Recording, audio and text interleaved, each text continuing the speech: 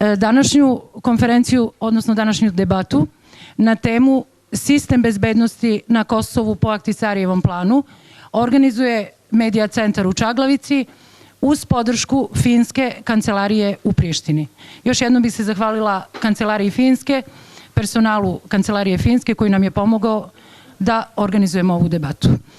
O današnjoj temi, o sistemu bezbednosti na Kosovu, koja po Ahtisarijevom planu treba da bude multietnički i demokratski, govorit će gospodin Andy Michels, zamjenik šefa Kancelarije za bezbednost ICO-a, Međunarodne civilne misije. Hvala što ste došli. Gospodin Špend Mađuni, vršilac dužnosti pomoćnika komesara za operativu glavne komande u Prištini, Kosovske policijske službe. Hvala i vama što ste došli. I naš već stari znanac, gospodin Artan Duraku, politički savjetnik ministra unutrašnjih poslova u vladi Kosova. Hvala i vama što ste došli. Na početku ćemo čuti uvodna izlaganja naših panelista. Počet ćemo od gospodina iz ICO-a, nadam se da nemate ništa protiv. Gospodine Milče, izvolite.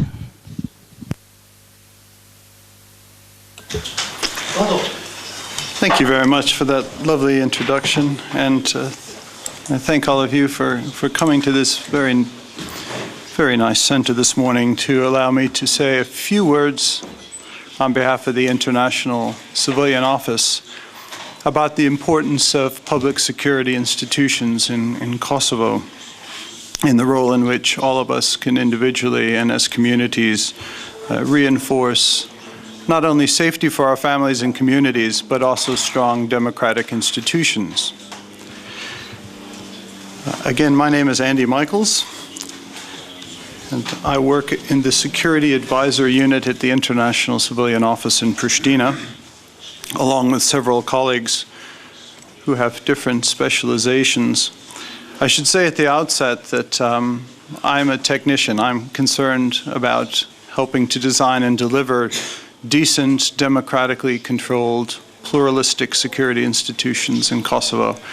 I wouldn't presume to give myself a raise. I don't comment on, nor am I particularly interested in political issues. We are concerned about bringing security to everyone living in this country.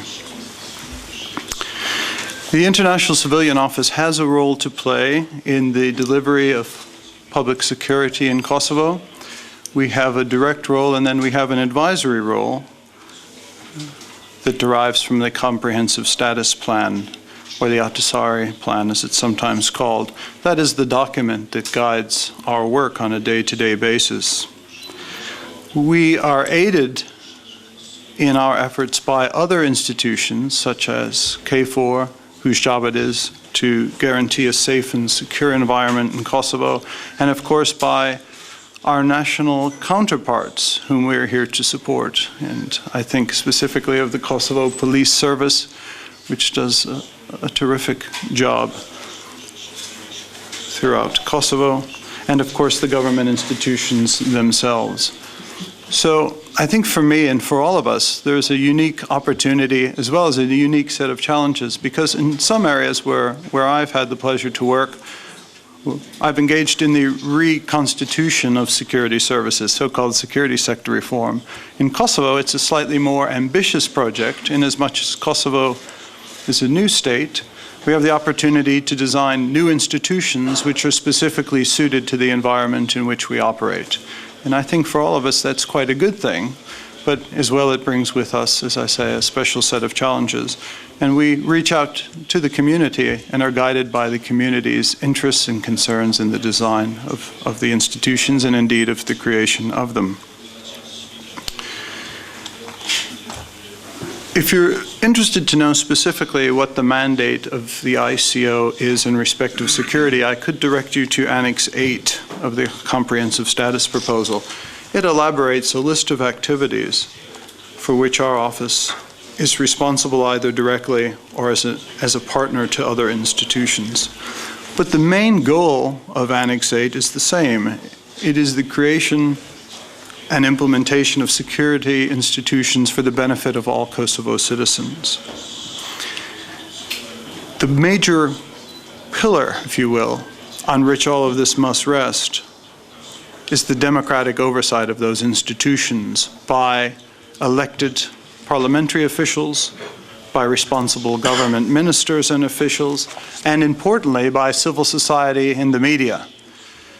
I think in many of the countries from which we come at ICO, we rely on strong media oversight of institutions to ensure that all of us do the jobs for which we are appointed. So it's especially a pleasure for me to talk with you about these institutions, because you will be guardians as well of those institutions. If you'll indulge me for a moment, I'll just tell you a few of the specific tasks for which I have been asked to come to Kosovo.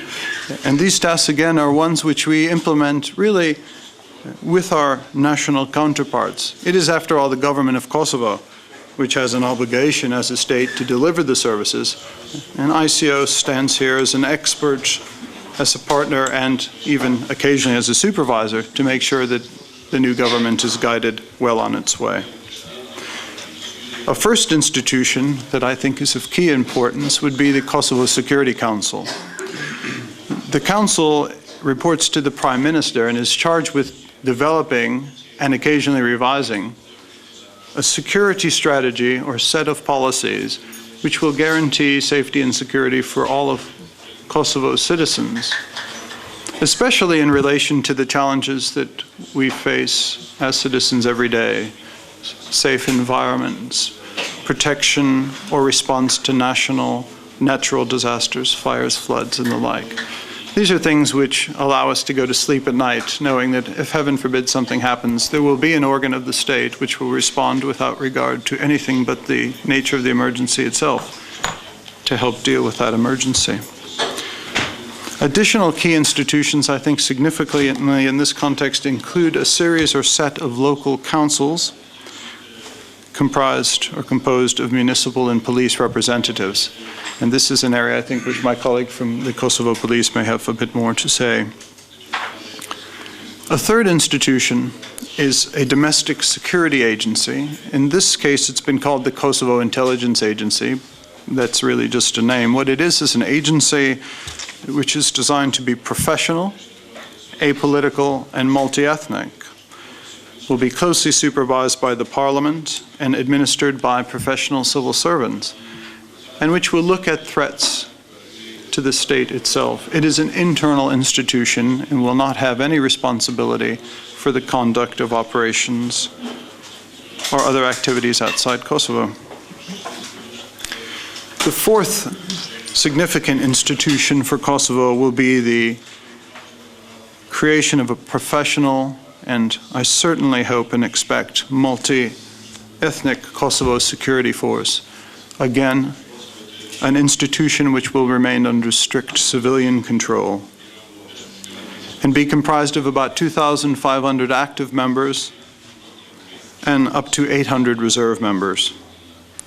Its initial tasks are specified in the comprehensive status proposal and include civilian crisis response, explosive ordnance disposal, and civil protection. In order to do this, and as a prerequisite to the establishment of the Kosovo Security Force, the current Kosovo Protection Corps will be disbanded in circumstances of dignity. The dissolution of the KPC will allow the government to proceed with the KSF, and the KSF itself is being recruited, vetted, and trained by multinational forces. Lastly, but significantly for those of us who travel in and out of Kosovo by air, Kosovo will establish, and I'm happy to report, is well into the process of establishing a civil aviation authority, which will oversee the maintenance of safe airports and safe skies. Pristina Airport handles over 1.2 million passenger movements per year now, and all of us have come to expect an efficient, safe air transport system, and the CAA will be charged with the maintenance of that system. Another activity for which my office has responsibility as a facilitator is the demarcation of the border between Kosovo and Macedonia. Each state, Kosovo and Macedonia, has established a commission, and the two commissions are working together to complete the demarcation of the joint border. It has been a difficult task because Kosovo and Macedonia are beautiful states where the terrain is frequently hilly or otherwise difficult to access. It's very nice to view by air, sometimes it's difficult to reach by road. Nonetheless, the commissions are working expeditiously and in a spirit of tremendous cooperation to achieve demarcation of the border in the shortest possible time. And significant progress has been made toward that goal. On the civilian side, let me say that ICO is not here to replace the United Nations administration mission. We are not administrators. ICO is here to assist and occasionally to supervise the young government as it finds its way. Running a government is like running a home, but it's even more complicated. There are more moving parts. There's a lot to do, and a new government has to do a lot of those things concurrently. So one of the things ICO is able to do is to bring to bear certain expertise drawn upon from the international community to help the government to implement its program of action. So on the civilian side, ICO provides some of that expertise, and in accordance with the comprehensive status proposal, that supervision when required. On the military side of things, of course, NATO is in the lead. They have a dual responsibility for maintaining a safe and secure environment in the form of KFOR, and also an obligation, which they are conducting as we speak, to create a ministry for the new KSF to ensure the civilian control I mentioned a few moments ago, as well as to create a Kosovo security force. I'm happy to say that the cooperation between all of these agencies, although sometimes complicated, is proceeding very well in the spirit of mutual cooperation, as are our relations with our domestic counterparts. And it is that spirit of cooperation, both in government house but also in the communities, that allow us to get our job done. Really, building government requires foundations, and those foundations are here in communities. They're not found centrally in government house. So it's an obligation of all of us to engage in dialogue in the community so we understand what our jobs are in the fullest possible sense. I suppose I'll stress again, because one can never say it too often, that these are institutions of a young state, and all qualified people are invited and encouraged to apply and to participate. We all want to go to bed knowing our children will be safe and that we ourselves will be safe. And the best way to do that is to become a participant in that safety, whether it be participation through NGOs, community processes, or in the institution themselves. The government has committed itself to participation by all community members, and I can only urge community members to consider that option favorably. Have I talked too much? Well, that's something unusual. Well, let me just sum up then by thanking you once again, and I hope we'll have a moment to carry on the discussion. Thank you for your patience, and I apologize for talking too much. Ja se izvinjavam, ali ima puno novinara, verovatno ima mnogo pitanja. Ima mnogo pitanja, zato smo Sorry. Hvala puno, izvinite. Gospodine Durako, izvolite. Thanks. Faleminderit. Spari ju falenderoj për ftesën dhe për pjesëmarrjen e medjave, është një interesim I jashtëzakonshëm. Fillimisht dashta me cek që plani I Ahtisarit është një dokument I cili pak a shumë është negociuar ose edhe diskutuar në forumet kryesore ndërkombëtare. Është një dokument I cili është propozuar në kuadër të mandatit të Kombeve të Bashkuara. Ky dokument me siguri ka marrë parasysh situatën në Kosovë, si dhe I ka marrë parasysh sa mund të jetë ky dokument I implementueshëm në Kosovë. Në përgjithësi, si dhe sa i përket institucioneve të sigurisë në veçanti. Kur flasim për institucione me rëndësi është të cekët ose të ketë parasysh legitimiteti dhe efektiviteti i këtyre institucioneve, sepse këta janë dy faktorët kyç cilët duhet të mirën parasysh para ndërtimit të tyre. Sa i përket legitimitetit mund të them, besoj që pajtoni ju, që dokumentin përgjithësi si edhe institucionet e sigurisë kanë një legitimitet të shtrirë në përgjithësi në Kosovë, ka një përkrahje nga elitat politike, gjithashtu ka edhe një përkrahje nga popullsia. Efektiviteti tyre pritet të shihet, sepse janë institucionet cilat duhet të ndërtohen ose janë në ndërtim e sipër. Deshta pak me zbërthy nocionin e institucionin në përgjithësi, duke u fokusu në 3 komponente. Në komponentin normativ, regulativ, si dhe kognitiv, dhe njës, pra. Sa i përket normave, do të thëtë vlerave, bas cilave këto institucionet të ndërtohen, janë kryesisht vlera demokratike, perëndimore. Institucionet e sigurisë do të jenë multietnike dhe do të kenë një zinxhir komandues.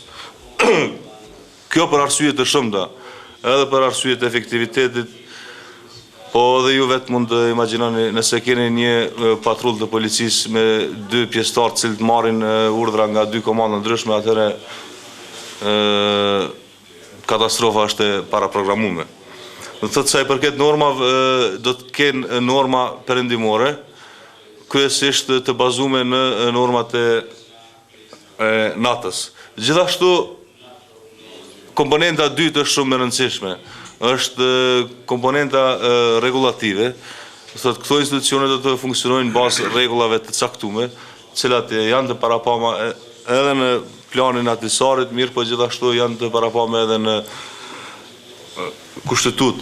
Si që të cekë edhe parafolsi, në përgjithësi do të ketë një kontrol të lartë civil ose edhe parlamentar ndaj këtyre institucioneve. Pra, kur flasim për forcën e re të sigurisë, gjithashtu edhe për shërbimin inteligjent.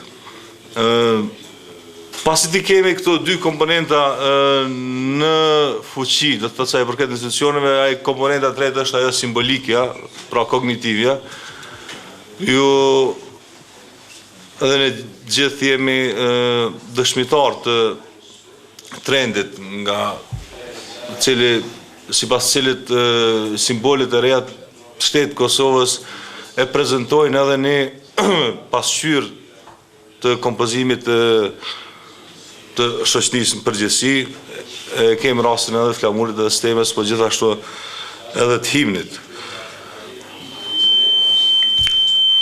Një ndarje tjetër mes këtyre institucionet do ta kisha bërë sa i përket atyre institucionet që cilat miren me të ashtu quajtura hard security ose çështjet ngurta të sigurisë dhe mes atyre që i quajmë ne soft security ose çështjet buta të sigurisë. Me çështje ngurta me siguri do të mirët komponenta ndërkombëtare e prezencës, mirë po ajo nuk është teme e këtij debati.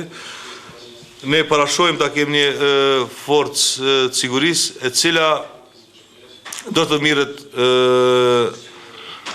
me pak nga të ashtu quajturat çështje ngurta sigurisë, se komponenta tjetër është kryesisht policia, agjencia e inteligjencës, emergjencat, si dhe një rol shumë të rëndësishëm të luajnë këshillat lokal për siguri.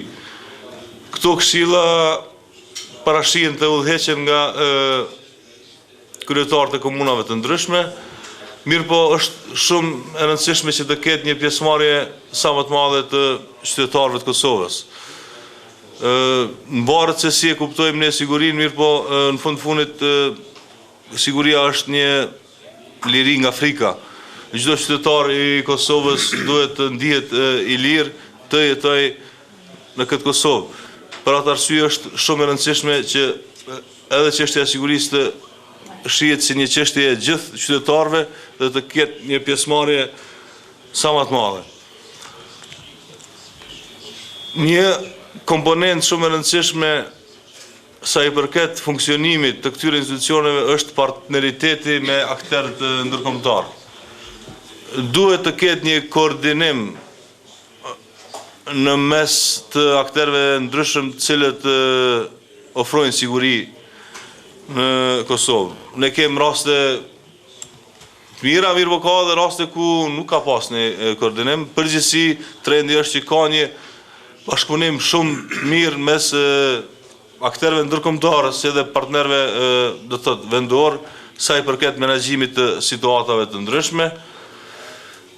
Në përgjithësi situata para, gjatë dhe pas shpalljes së pavarësisë ka qenë shumë mirë e menaxhuar. Ne kemi lavdata të ndryshme nga partnerët të ndryshëm ndërkombëtar, si nga UN, gjithashtu dhe nga Komisioni. Nëse ky partneritet vazhdon dhe ka koordinim, çka ne shumë besojmë që do të vazhdoj, atëherë jemi masë të bindur se në përgjithësi në Kosova do të jetë një vend shumë i sigurt për jetën e qytetarëve, për investime, për pronën e qytetarëve dhe besojmë që do të jetë edhe shumë atraktiv sa i përket vendeve ndryshme. Faleminderit.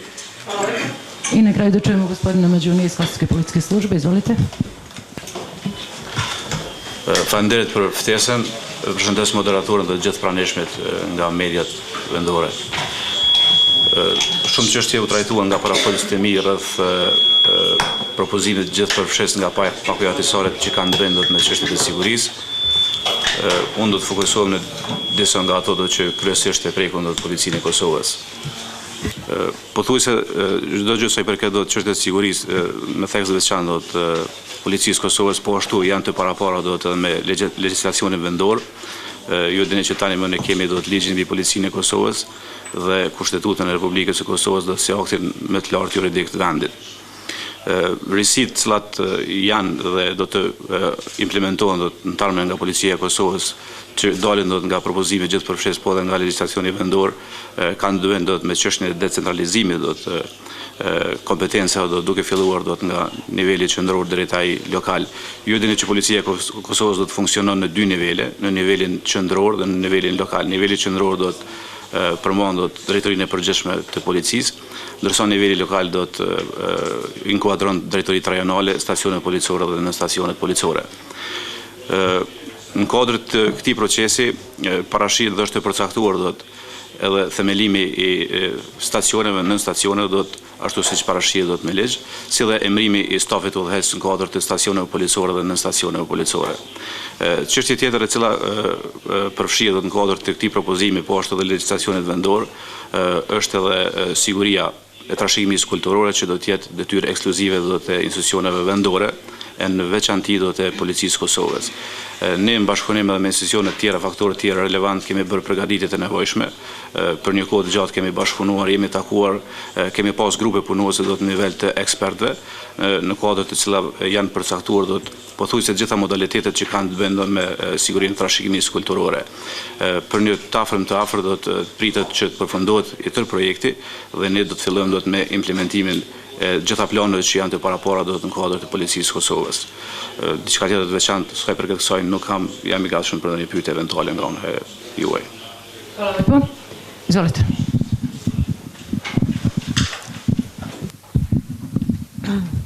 Za gospodina iz ICO-a.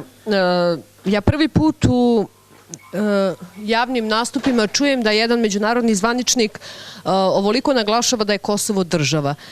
Mene interesuje da li vi u ICO-u, znači da li je vaš zvaničan stav da je Kosovo država i kako mislite da srpska zajednica stekne poverenje u vas ako uporno u javnim nastupima naglašavate da je Kosovo država, poznato je da Srbi ne priznaju nezavisnost Kosova. Znači, da li vi u ICO-u priznajete da je Kosovo nezavisna država? I za gospodina Durakova, kako mislite da uključite srpsku zajednicu u te međunarodne snage?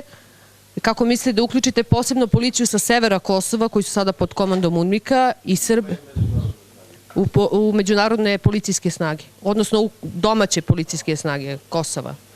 Kako mislite da uključite srpsku zajednicu da rade pod grbom Republike Kosova, pod zastavom Republike Kosova? Kako mislite da ih privolite da rade za vas?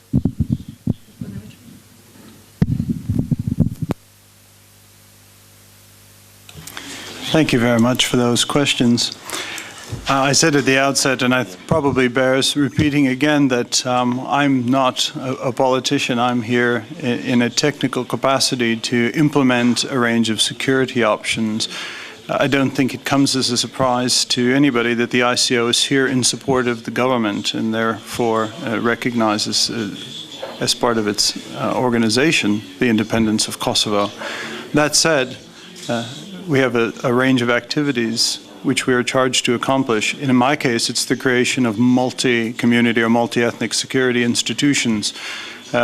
We're not here to force anybody to participate in any of those institutions, but I think it would be good to consider participation in institutions which are really the property of all citizens of Kosovo. And I think we share a concern for our families and our communities that they live in conditions of safety and dignity. And there are opportunities in a new state to shape that safety and dignity in a way which isn't available in many other places. And therefore, I would encourage everyone to consider broadly what security means and how they might participate in it. Thank you. Faleminderit. Kthehem edhe njëherë të legitimiteti dhe efektiviteti I institucioneve ndryshme. Është shumë e rëndësi që këto institucione, nëse dëshirojmë që të jenë efektive, të kenë një legitimitet në gjithë popullsinë e Kosovës dhe në territorin e Kosovës.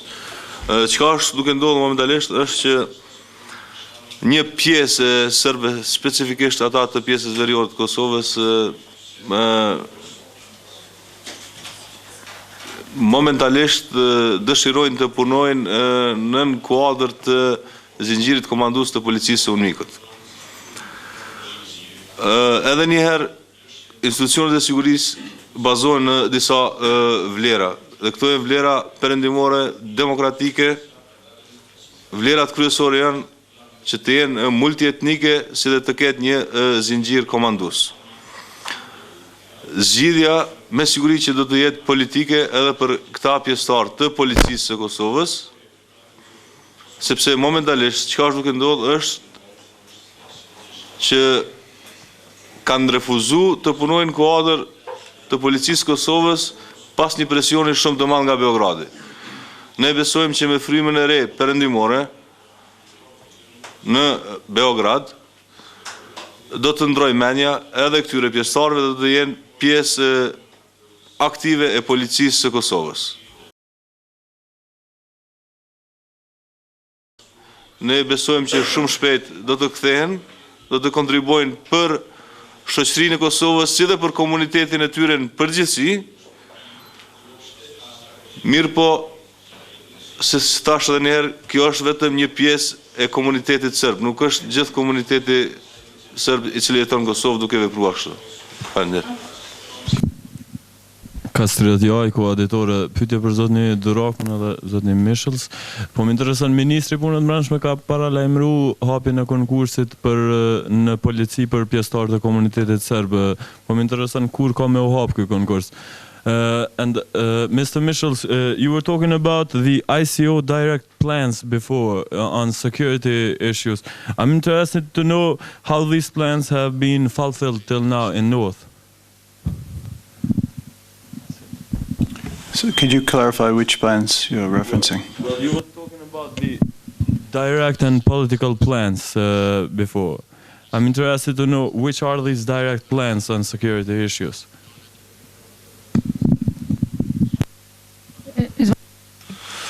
Rekrutimi i pjesëtarëve të ri është njëra nga opsionet sa i përket zgjidhjes. Edhe njerë kjo do të jetë një zgjidhje politike. Në anën tjetër, Policia e Kosovës është një institucion dinamik, në përgjithësi i ri, është një historie shumë e suksesshme Policia e Kosovës, në krahasu edhe me rajonin, po gjithashtu edhe me ndërtimin e institucioneve sa i përket akterëve ndërkombëtar, sikur UN-i, paka shumë institucione i Policisë Kosovës është ndërtuar nga Kombet e Bashkuara dhe nëse krahasoj me që ka ndërtuar në Haiti ose në vende tjera, policia jonë është shembulli më i mirë. Edhe njerë kjo është vetëm njëra prej alternativave dhe Policia Kosovës freskohet gjatë gjithë kohës. Hvala.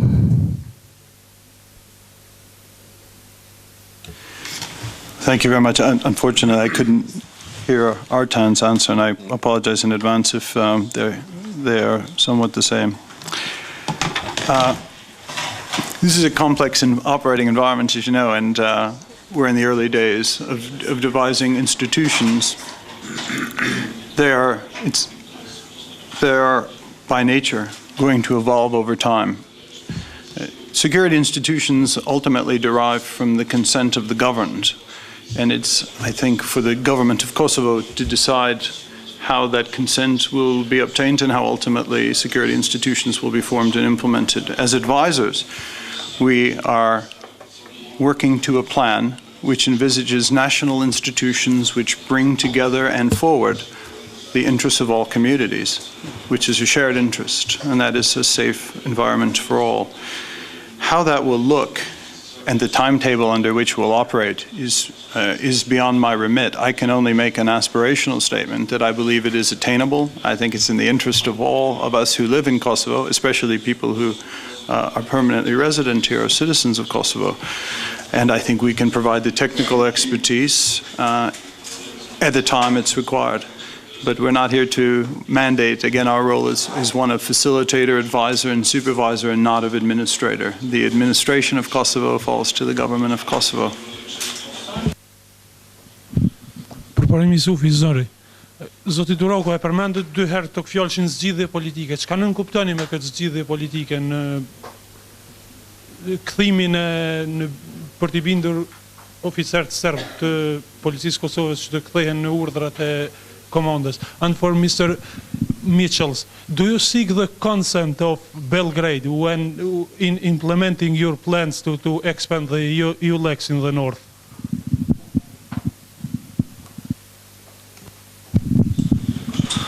Zgjidhjet politike janë më të mira. Në kupton që pjesëtarët e Policisë Kosovës, cilët momentalisht janë të suspenduar me pagesë, të bënë pjesë aktiv të Policisë Kosovës. Punojnë në një zinxhir komandues. Tash a bëhet zgjidhja në mënyrë formale ose jo formale, ajo është çështje tjetër. Mirë po, edhe ndërtimi i institucioneve nuk duhet të shihet si një akt, ato janë gjitha proceset cilat dita ditës evoluojnë. Gospodine Mitchell. Thank you. Your question is a good one. It allows me to add yet another layer of complexity in this interesting environment in which we live, and that is that ULEX operates as a separate organization with a separate mandate. It's led by General de Camambon, and General de Camambon's main objective, I think, is to deploy throughout Kosovo. I wouldn't want to speak on their behalf. They're quite capable of doing that. In respect to permissions, I think that also really applies more to ULEX. We operate throughout Kosovo, and I generally only ask permission from two people in my day-to-day life, my mother and my wife. And other than that, I think we're going about our tasks as we ordinarily would. Thanks. Ja se izvinjavam, ali uz jednu malu konstataciju da i sastav učesnika tribine potvrđuje koliko smo multietnički. hteo bih da pitam, kada govorite sve je to predviđeno Ahtisarijevim planom, ali postoje i rokovi. Misija EULEX-a verovatno nema nameru da ostane ovde još 100 godina. Da bi za tih 100 godina se formirale te institucije, nego postoje verovatno neki planovi do tada i tada treba to i to uraditi. Pa bih vas u tom kontekstu pitao kako i do kada planirate da uspostavite bar deo institucija bezbednosnih snaga na severu Kosova, u srpskim sredinama, kada će početi sa realizacijom, ja pretpostavljam da će to biti politički odgovor gospodina Durakova, kada planirate da počnete realizaciju tih pilot projekata, odnosno projekata o decentralizaciji od kojih zavisi formiranje postanica o kojima gospodin Madžuni govori ili policijskih stanicama u srpskim sredinama? Gospodine Duraku, za vas je bilo pitanje.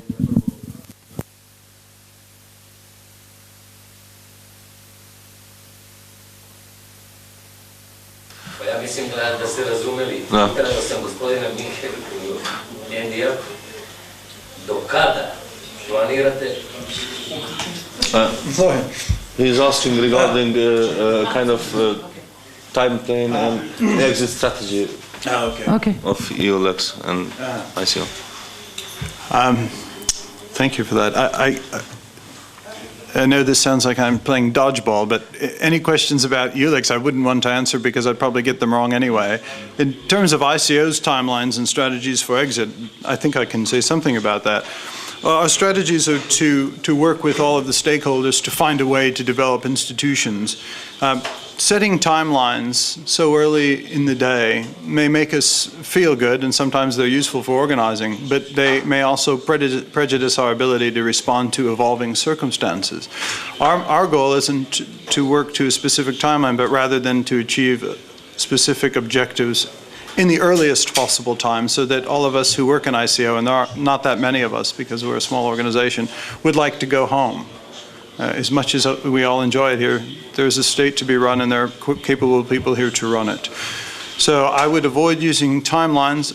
I can give you a specific example where there is a timeline, however, and we'll try to meet that, and I think we will. That is in the accomplishment of the border demarcation task. The comprehensive status proposal required that the task force be set up within a certain number of days after entry into force of the CSP. We were able to accomplish that thanks entirely to the Kosovo and Macedonian government delegations. The CSP also required us to finish, or requires us to finish that demarcation within 1 year of the holding of the first meeting, and I can almost certainly say that we'll accomplish that as well. So where there are specific timelines, we've worked very hard to attain them, but where there are no timelines, all I can say is we're working as quickly as possible in light of evolving circumstances. Thanks. Faleminderit për pyetjen.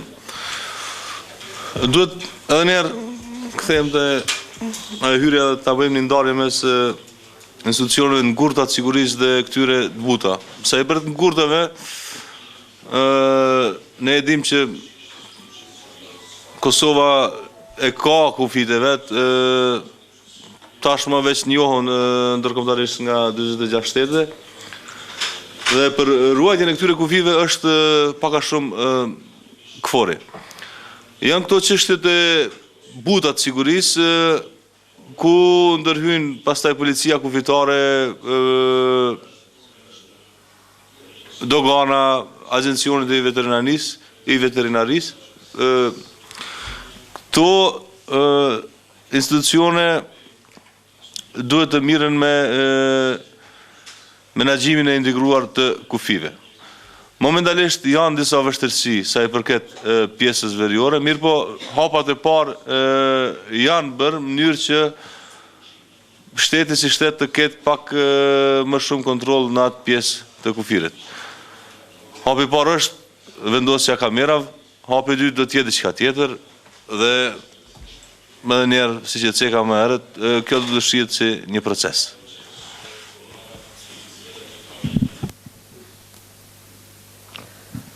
Za gospodina Durakova pitanje. Zanima me, kada govorite o stanovništvu Kosova, pretpostavljam da govorite o celokupnom stanovništvu, i srpskom, i albanskom, i romskom, i svim ostalim. U demokratskim zemljama narod, stanovništvo se pita o svemu. Vi ste ovde naglasili da dokument ima podršku lokalnog, odnosno podršku stanovništva i političke elite. Zanima me na koji način, kojim metodama se ispituje ovaj deo, dakle srpskog stanovništva, i na koji način on pruža podršku, da li vlada ili bilo ko od institucija ima metode na koji način komunicira sa srpskim stanovništvom, da mu da podršku, recimo, da da podršku dokumentu, i na koji način sa političkom elitom, da se tako izrazim, takođe srpskom.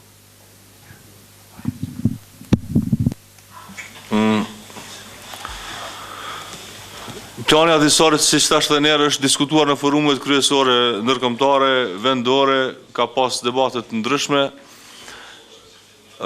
Sa i përket konsultimeve me populatë lokale, ju si që dini, ka pjesëtar të minoritetit serb i cili jeton në Kosovë, cilët janë pjesëmarrës në institucionet tona. Ka parti politike cilat marrin pjesë aktivisht edhe në qeveri, edhe në parlament. Gjithashtu edhe këta politë cilët momentalisht janë të suspenduar me pagesë, deri dje kanë qenë bashkëpunëtor shumë të mirë dhe pjesëtar aktiv në policinë e Kosovës. Ata kanë kontakte drejt për drejt edhe me pjesëtar tjerë të policisë. Pastaj ka institucione ndryshme cilat vazhdimisht bëjnë monitorim të situatës së sigurisë. Normalisht KFOR i ka ato të veta, policia i ka të veta, mirë po edhe UNDP-a i ka çdo 3 muaj i publikon disa raportet paralajmërimit hershëm. Gjithashtu para një vit e gjys ka qenë një procesi vlerësimit të situatës sigurisë së brendshme. Është një ISSA report, është publik më një me pa. Do të thotë ka pas një pjesëmarrje të gjerë të gjithë komuniteteve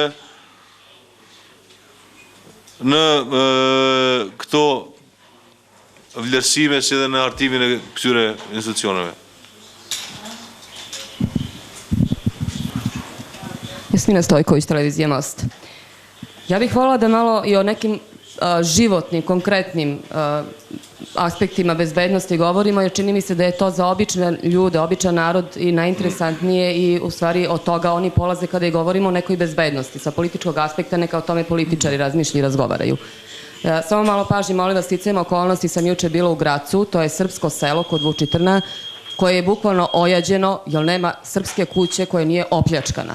Naravno, počiniocima nema ni traga, ne zna se ni ko su, ni šta su, niti gde su te stvari koje su im pokradene.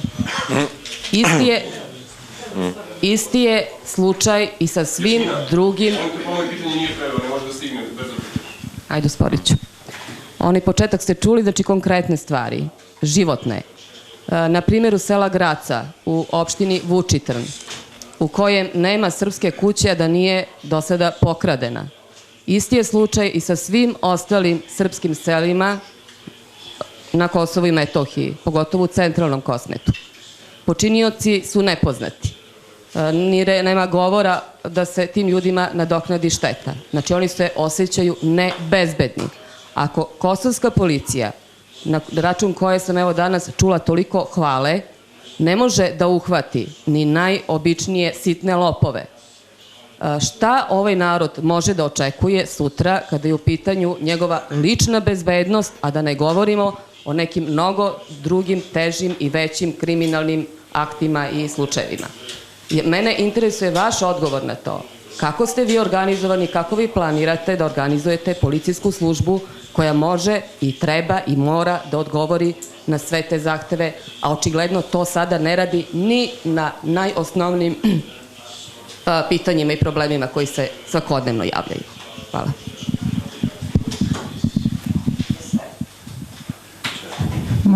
Možda policija, izvolite. Falenderes për pyetjen. Policia e Kosovës do të gjithë me përkushtim dhe me shqetësim do të pranon gjitha informacionet dhe natyrisht dhe bërin nga të qytetarët do të për çdo gjë që ndodh me ta rreth tyre do të në aspektin e sigurisë. është e drejtë juaj do të mendoni do të që nuk ka rezultate do të në rastet që kanë ndodhur do të që ne do t'i dim. Unë mund të konfirmoj do të se kohë më parë do të kemi pas do të arritura konkrete, do të zbulime konkrete do të rasteve të vjedhura që kanë ndodhur do të me theks veçantë do të në vendbanimet ku kemi do të komunitetin serb që jeton. Rasti më i freskët është ai do të në regionin e Ferizajit, por duhet ju siguroj do të që edhe rastet që ju referua do të është duke u punuar do të me intensitetin më të madh do të që të vijë deri te zbardhja e këtyre vjedhjeve. Në çështjen do të se si mendohet të mbuluohet çështja e sigurisë do të në vendbanimet me komunitetin serb. Unë edhe më herët e potencova do të po edhe para folësit e mi do të se kjo çështje është e paraparë do të me propozimin gjithëpërfshirës, po edhe me legjislacionin tonë. Deri me tani do të ne kemi hapur një numër të konsideruar të nën stacioneve, do të ku qëllimi kryesor do të ka qenë që policia e Kosovës të jetë sa më afër komunitetit dhe në atë formë do të realizohet një bashkëpunim, një koordinim më i mirë fillimisht me komunitetin, por edhe me struktura tjera siç janë këshillat lokale për siguri dhe këshillat komunale për siguri, do të gjithashtu që udhëheqen dhe menaxhohen në nivel komunal. Deri me tani ne kemi hapur do 39 stacione. Vitin e kaluar do kemi përmbush do prioritetin tonë që do të kanë qenë të parapara do për vitin 2007 dhe gjithashtu edhe këtë vit do të kemi hapur do të një stacion ku kryesisht do të këto në stacione do të mbulojnë do të zonat ku kemi të banuar, që janë të banuar do të me komunitetet pakisë, do të në këtë rast me komunitetin serb. Ne edhe në tarmen do të bëjmë maksimumin që të jemi do të sa më afër qytetarëve, sa më afër komunitetit, në mënyrë që gjitha brengat e tyre, gjitha shqetësimet dhe gjitha problemet që ata i kanë në aspektin e sigurisë, ato t'i trajtojnë do të nga dora parë do të me policisë Kosovës do të jenë do të gjithë një afër tyre. Me shtu diçka, veç kështu. Ka një debat shumë të madhe edhe akademik. Siguria është për shtet, është për individ. Ka fillu koncepti sigurisë të zgjerohet. Nuk trajtohet më siguria vetëm si çështje e mbrojtjes shtetit, mirë po trajtohet si koncepti mbrojtje të individit. Në këtë aspekt hin ashtu quajtura human security ose siguria njerëzore ku parashit që fokusi të jetë në individ. Fatkeqësisht ne jetojmë në një vend i cili është pak a shumë më i varfër në Evropë dhe është prioritet i çdo qeverie në përgjithësi, mirë po edhe i tonës veçantë në mënyrë që të përmirësohen kushtet e jetesës, në mënyrë që çdo njeri të ketë një të ardhme të sigurt, duke i marrë parasysh gjithë ata faktorë që ndikojnë në jetën e qytetarëve dhe këto janë rrethana në cilat jetojmë ne për arsye të faktorëve ndryshëm, mirë po gjithmonë ka hapësinë për u përmirësuar. Mr. Mabazi BOA, Mr. Mitchells, question for you. You are not still present in the northern part of the Republic of Kosovo. How would you try to expand your authority in that part of the Republic, and who will be your interlocutors there? Dhe për Zotin Maxhuni, a ndjeni nga njëherë pengi vendimeve politike në përpjekjet tuaja për të vendosur rendin dhe autoritetin në Republikë? Vendjet.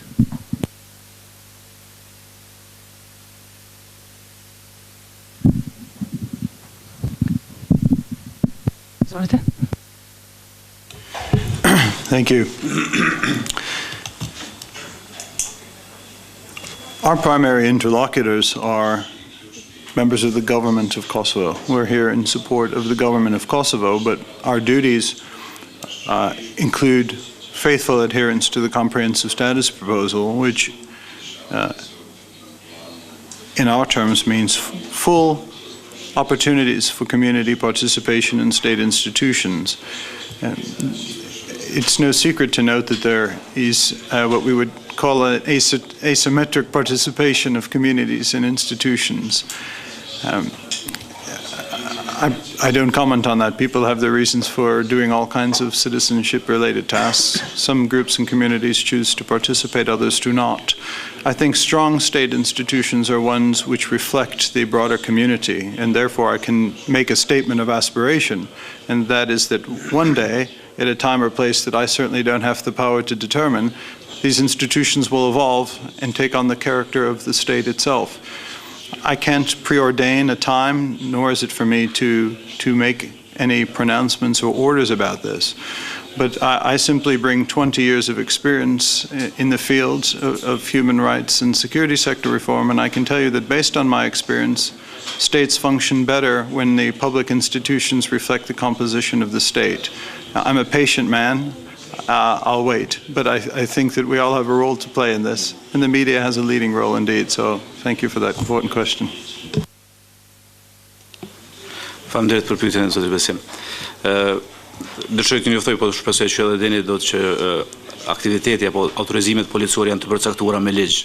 Do të ky ligj është aprovuar nga Kuvendi i Kosovës, do të përfaqësohet edhe politika e vendit tonë. Ne jemi do të lirë dhe jemi të pavarur do të në ushtrim në aktivitetet tonë. Çështjet operacionale janë ekskluzivisht do të kompetencë e policisë së Kosovës dhe deri më tani do të ne nuk kemi pas asnjë ndërhyrje apo ashtu siç ju shpreh do të nuk jemi dhe shpresoj që nuk do të jemi as të ardhmen do të pengi politikës do të realizimin e detyrave tona. Pitanje? Samo kratko pitanje. Kažete, gospodine Duraku, granice. Da li je ta granica određena ako deo severno od Ibra Kosovska policijska služba, odnosno snage bezbednosti koje su u formiranju, ne kontroliše? Edhe në planin Ahtisarit, shteti i Kosovës parashihet që do të jetë e njohur ndërkombëtarisht në kuadër të kufive të Kushtetutës 74-ës më duket, ashtu është decidivisht e thumë, e cekur. Tash, kur njihen shtetet njihen me kufi ekzistues.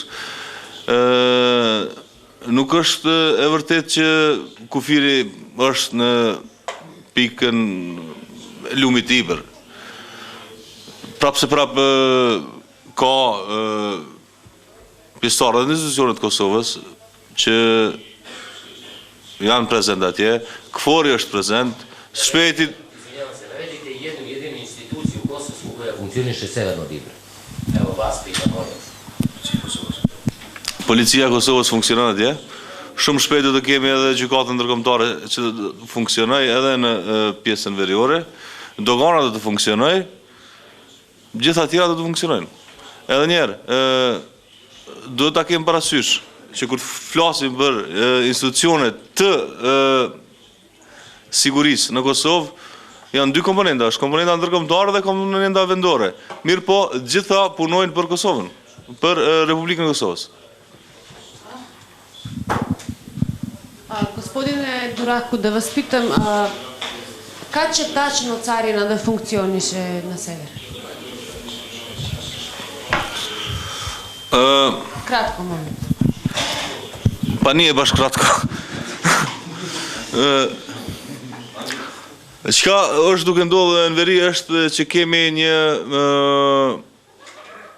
funksionim perfekt të krimit organizuar. Në atë moment kur nuk funksionojnë institucionet publike të sigurisë, atëherë njerëzit fillojnë të mirën me sigurime private. Qoftë ato përmes kompanive ose përmes aranxhimeve të ndryshme. Kjo situatë nuk do të tolerohet. As nga institucionet tona, as nga institucionet ndërkombëtare, mirë po edhe vetë Serbia nuk ka interes me të toleru krimin organizuar, sepse një janë legitimitet, një pasojat e kësaj situate në veri të Kosovës ka nisë të ndi edhe vetë Serbia. Edhe përveç doganave, do të kemi edhe politikë kufitare, edhe institucionet e veterinarisë, do të e kem adaptu një qasje të menaxhimit të integruar të kufive, dhe rezultatet do të shihen shumë shpejt. Do të jetë e padurueshme jeta edhe për qytetar normal serb, cilët jetojnë atje, që të kenë të ashtu quajtur përfaqësues të ndryshëm të ofrimit të sigurisë në derën e tyre për ditë.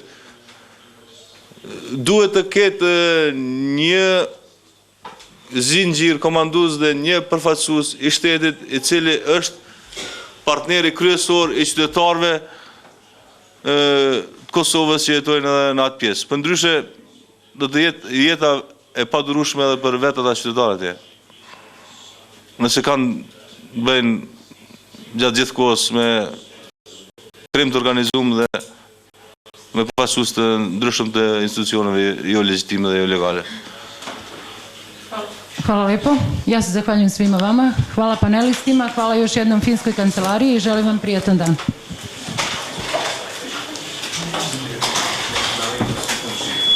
How are you? Thanks. Not bad, yeah.